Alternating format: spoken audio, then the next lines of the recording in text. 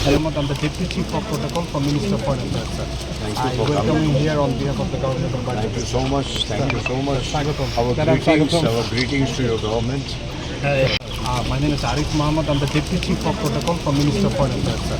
Thank you I for welcome coming. you here on behalf of the government of Thank Bangladesh. you so much. Thank মনে হচ্ছে না যে আমি বাংলাদেশে, ওটা দেখতে হলো, তাকে বললো হ্যাঁ আপনি বাংলাদেশের বল, এমনি মনেই হচ্ছে না।